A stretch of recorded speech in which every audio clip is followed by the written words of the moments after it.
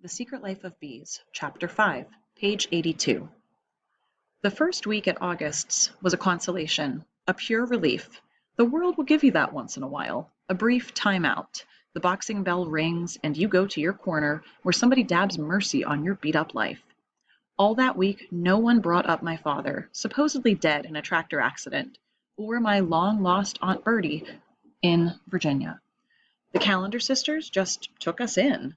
The first thing they did was take care of Rosaline's clothes. August got into her truck and went straight to the Amen dollar store, where she bought Rosaline 4 pairs of panties, a pale blue cotton nightgown, 3 waistless Hawaiian-looking dresses, and a bra that could have slung boulders. "This ain't charity," said Rosaline when August spread them across the kitchen table. "I'll pay it all back." "You can work it off," said August.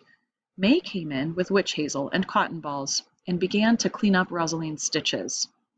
"Somebody knocked the daylights out of you," she said, and a moment later she was humming "Oh, Susanna" at the same frantic speed she'd hummed it before. June jerked her head up from the table, where she was inspecting the purchases. "You're humming that song again," she said to May. "Why don't you excuse yourself?" May dropped her cotton ball on the table and left the room. I looked at Rosaline, and she shrugged. June finished cleaning the stitches herself.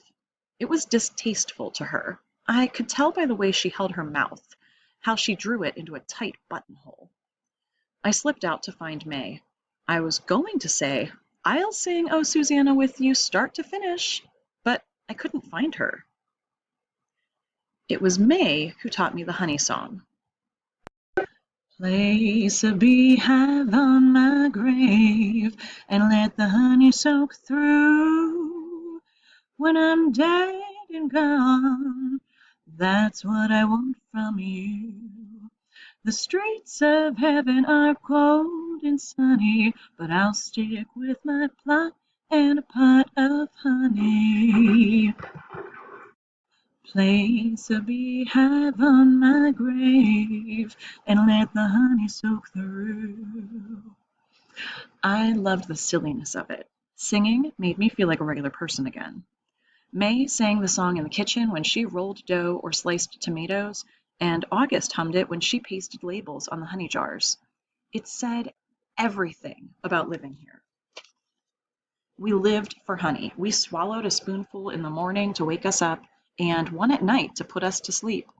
We took it with every meal to calm the mind, give us stamina, and prevent fatal disease. We swabbed ourselves in it to disinfect cuts or heal chapped lips. It went in our baths, our skin cream, our raspberry tea, and biscuits. Nothing was safe from honey. In 1 week, my skinny arms and legs began to plump out, and the frizz in my hair turned to silken waves. August said honey was the ambrosia of the gods and the shampoo of the goddesses. I spent my time in the honey house with August, while Rosaline helped May around the house. I learned how to run a steam-heated knife along the super, slicing the wax cap off the combs, how to load them just so into the spinner. I adjusted the flame under the steam generator and changed the nylon stockings August used to filter the honey in the settling tank. I caught on so fast she said I was a marvel. Those were her very words. "Lily, you are a marvel." My favorite thing was pouring beeswax into the candle molds. August used a pound of wax per candle and pressed tiny violets into them, which I collected in the woods. She had a mail-order business to stores in places as far away as Maine and Vermont. People up there bought so many of her candles and jars of honey, she couldn't keep up with it. And there were tins of Black Madonna all-purpose beeswax for her special customers. August said it could make your fishing line float, your button thread stronger, your furniture shinier, your stuck window glide, and your irritated skin glow like a baby's bottom. Beeswax was a miracle cure for everything. May and Rosaline hit it off right away. May was simple-minded. I don't mean retarded because she was smart in some ways and read cookbooks nonstop. I meant she was naive and unassuming, a grown-up and a child at the same time. Plus, she was a touch crazy. Rosaline liked to say May was a bona fide candidate for the nut house, but she still took to her. I would come into the kitchen, and they would be standing shoulder to shoulder at the sink, holding ears of corn they couldn't get shucked for talking, or they'd be dabbing pine cones with peanut butter for the birds. It was Rosaline who figured out the mystery of Oh, Susanna. She said if you kept things on a happy note, May did fine, but bring up an unpleasant subject like Rosaline's head full of stitches or the tomatoes having rot bottom, and May would start humming Oh, Susanna. It seemed to be her personal way of warding off crying. It worked for things like tomato rot, but not for much else. A few times she cried so bad, ranting and tearing her hair, that Rosaline had to come get August from the honey house. August would calmly send May back out to the stone wall. Going out there was the only thing that could bring her around. May didn't allow rat traps in the house, as she couldn't even bear the thought of a suffering rat. But what really drove Rosaline crazy was May catching spiders and carrying them out of the house in a dustpan. I liked this about May, since it reminded me of my bug-loving mother. I went around helping May catch Granddaddy Longlegs, not just because a smashed bug could send her over the edge, but because I felt I was being loyal to my mother's wishes. May had to have a banana every morning, and this banana absolutely could not have a bruise on it.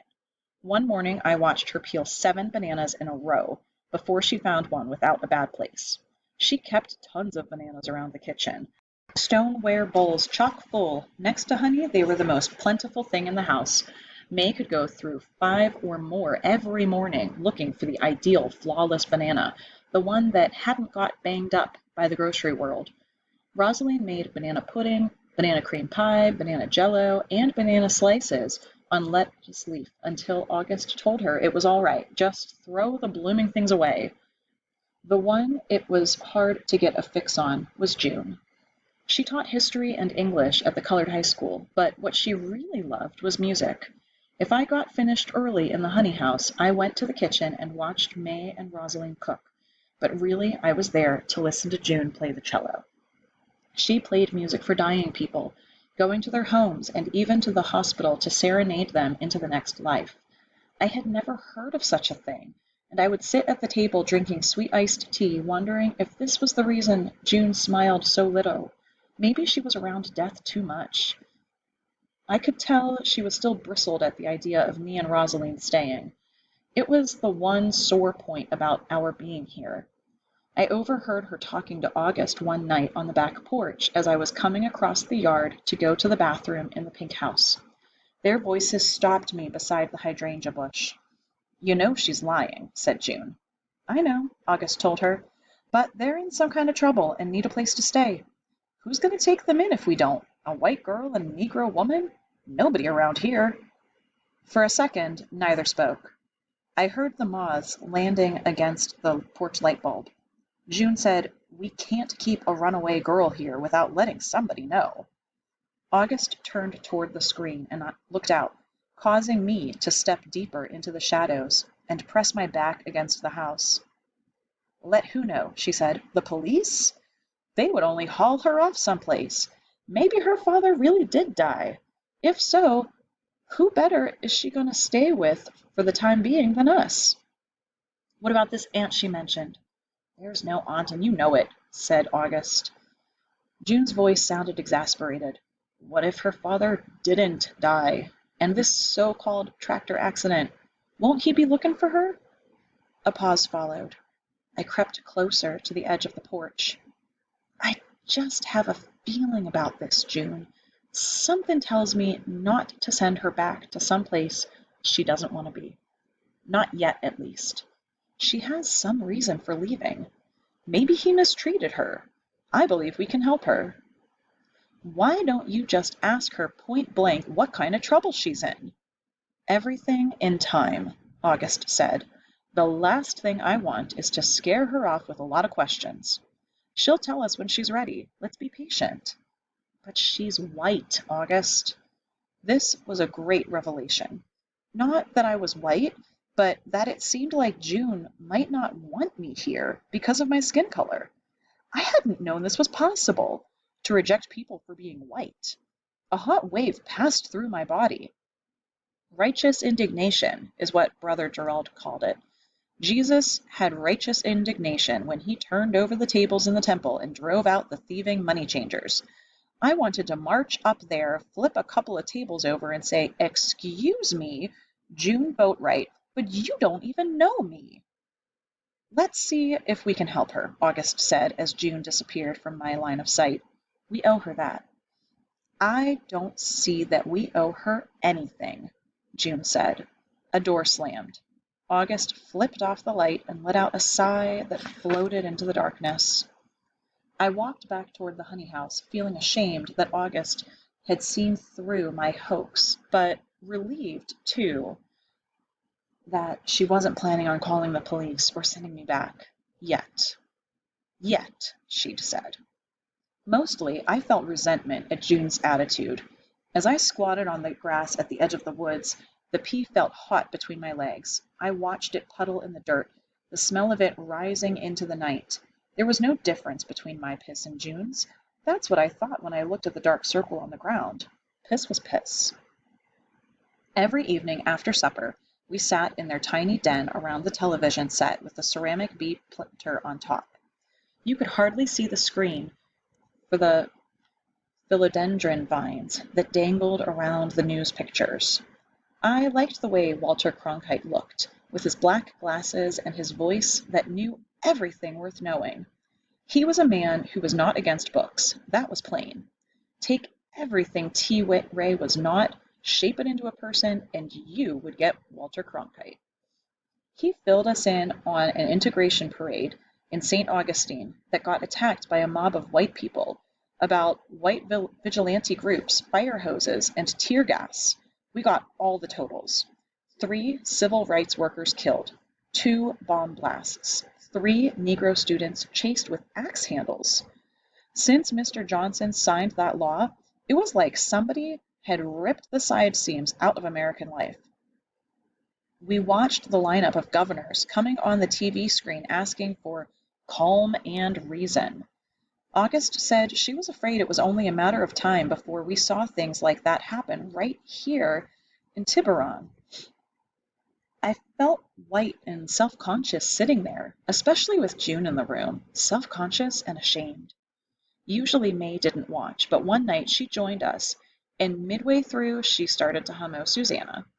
She was upset over a Negro man named Mr. Raines, who was killed by a shotgun from a passing car in Georgia. They showed a picture of his widow holding her children, and suddenly May started to sob. Of course, everybody jumped up like she was an unpinned grenade and tried to quiet her, but it was too late. May rocked back and forth, slapping her arms and scratching at her face. She tore open her blouse so the pale yellow buttons went flying like popped corn. I had never seen her like this, and it frightened me. August and June each took one of May's elbows and guided her through the door in a movement so smooth, it was plain they'd done it before. A few moments later I heard water filling the claw-footed tub where twice I'd bathed in honey water. One of the sisters had put a pair of red socks on 2 of the tub's feet. Who knows why? I supposed it was May, who didn't need a reason. Rosaline and I crept to the door of the bathroom. It was cracked open enough for us to see May sitting in the tub in a little cloud of steam, hugging her knees. June scooped up handfuls of water and drizzled them slowly across May's back. Her crying had eased off now into sniffling. August's voice came from behind the door. "That's right, May. Let all that misery slide right off of you. Just let it go." Each night after the news, we all held down on the rug in the parlor before Black Mary and said prayers to her, or rather the 3 sisters and I knelt, and Rosaline sat on a chair. August, June, and May called the statue Our Lady of Chains, for no reason that I could see. "Hail Mary, full of grace, the Lord is with thee. Blessed art thou among women." The sisters held strands of wooden beads and moved them in their fingers. In the beginning, Rosaline refused to join in, but soon she was going right along with the rest of us. I had the words memorized after the first evening. That's because we said the same thing over and over till it went on repeating itself in my head long after I stopped mouthing it.